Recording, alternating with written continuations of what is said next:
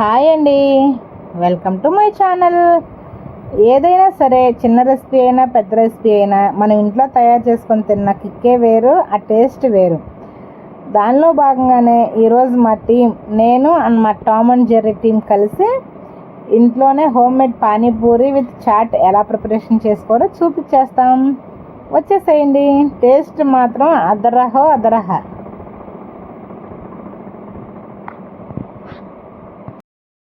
పదండి, లేట్ చేయకుండా ప్రాసెస్లోకి వెళ్ళిపోదాం. దానికి కావాల్సిన ఇంగ్రీడియంట్స్ ఎలా ప్రిపరేషన్ చేసుకోవాలో మన ఛానల్లో ఇప్పుడు ప్రిపరేషన్ చేసి చూపించేస్తాం. అసలు పానీపూరి తినటమే ఒక ఆర్ట్. అది మనం ఇంట్లో తయారు చేసుకొని తినటం అంటే ఇంకా సూపర్. మా చిన్నోడికి నేను చేసే వంటలో ఏదైనా చాలా టేస్టీగా అనిపిస్తే చాలా ఇష్టంగా తింటాడు. వాడికి ఏది కావాలంటే అది చేస్తా కాబట్టి. ప్రాసెస్లోకి వెళ్ళిపోదామా. ముందుగానే ఒకరోజు నైట్ ముందు బఠానీ నానపెట్టుకోవాలి. 1 కప్ బఠానీ నానపెట్టుకొని బాయిల్ చేసుకోవాలి. దాంట్లోకి ఒక 3 బంగాళదుంపలు కట్ చేసుకొని అవి బాయిల్ అవుతుండగానే స్కిన్ తీసేసి బంగాళదుంపలు అందులో వేసేస్తున్నాను నేను. ఎందుకంటే మళ్ళీ విడిగా దాన్ని ఎట్లాగా ఉడకబెట్టాలి కాబట్టి, సో 2 కలిపేసి స్మాష్ చేస్తాం కాబట్టి 2 కలిపేసి ఉడకబెట్టేస్తున్నాను. అందులో కొంచెం లైట్గా సాల్ట్ వేసి కుక్ చేయాలి. కుక్ చేశాక మనకి ఊరిని జస్ట్ ఇట్లా బఠానీ పట్టుకోగానే స్మాష్ అయిపోద్ది. ఆ రేంజ్ వచ్చే వరకు మనం కుక్ చేయాలి. లేకపోతే అది ఏంటంటే బఠానీ కాబట్టి కొంచెం గ్యాస్ట్రిక్ ప్రాబ్లం వచ్చింది పిల్లలకు కానీ పెద్దవాళ్ళకి కానీ. సో ఫుల్గా కుక్ అయ్యేదాకా మనం కుక్ చేసుకోవాలి. కుక్ చేసుకున్న దాన్ని పక్కన పెట్టుకోవాలి. దాంట్లో కావాల్సిన ఇంగ్రీడియంట్స్ ఏంటంటే 1 టమాటో కట్ చేసుకోవాలి, 2 పచ్చిమిర్చి కట్ చేసుకోవాలి, 1 ఆనియన్ కట్ చేసుకోవాలి. ఇవన్నీ చాప్ చేసుకొని రెడీగా పెట్టుకోవాలి మనం అవి బాయిల్ అయ్యేలోపు. కొంచెం గరం మసాలా, కొంచెం జీలకర్ర పొడి,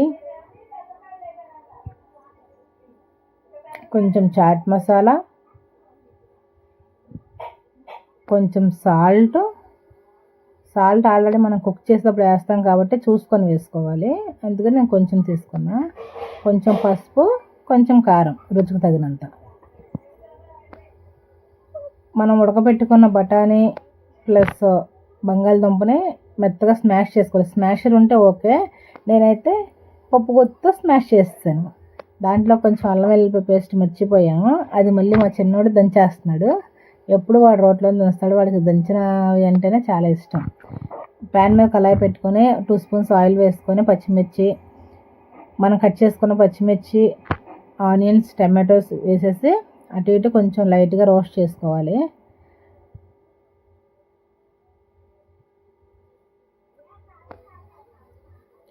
ఏదైనా వంట ఇష్టంగా చేస్తే అది ఇష్టంగానే ఉంటుందండి. మనం స్మాష్ చేసుకున్న పప్పు బంగాళదుంప అందులో వేసి కొంచెం వాటర్ పోసుకొని కొంచెం ఎగరనివ్వాలి. దాన్ని పక్కన పెట్టుకొని మనకి పప్పు రెడీ అయిపోయింది.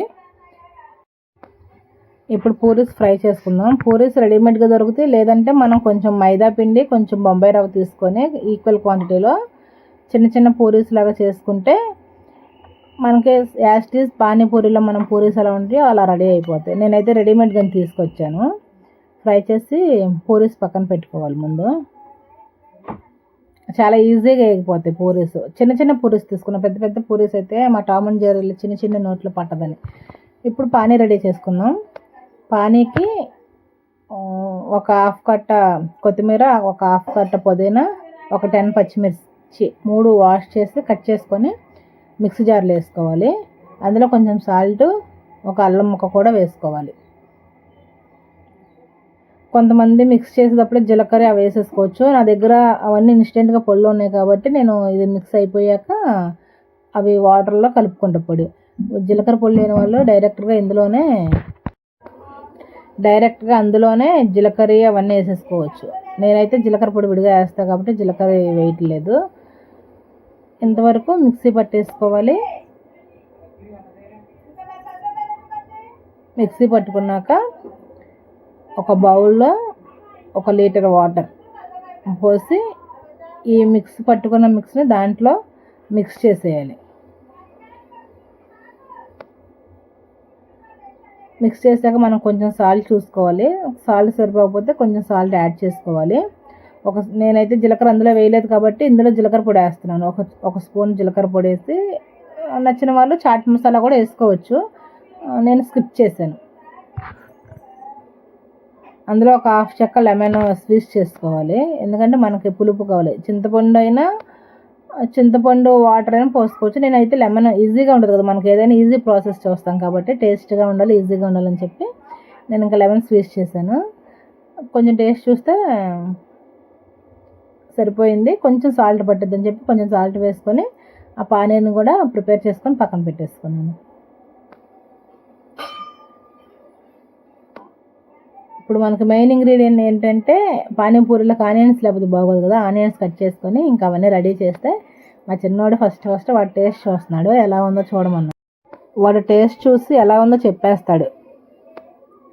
బాగుంది అంటే బాగుంది అంటాడు, బాగాలేదు అంటే మమ్మీ అది సరిపోలేదు, మమ్మీ ఇది సరిపోలేదు అని చెప్తాడు. బట్ వాడికి టేస్ట్ బాగా నచ్చిందంట. చాలా చాలా బాగుంది మమ్మీ, సూపర్గా ఉందని చెప్తున్నాడు. వీడియో నచ్చితే లైక్ కొట్టండి. మరిన్ని కుకింగ్ వీడియోస్ కోసం మన ఛానల్ని వాచ్ చేయండి. బాయ్.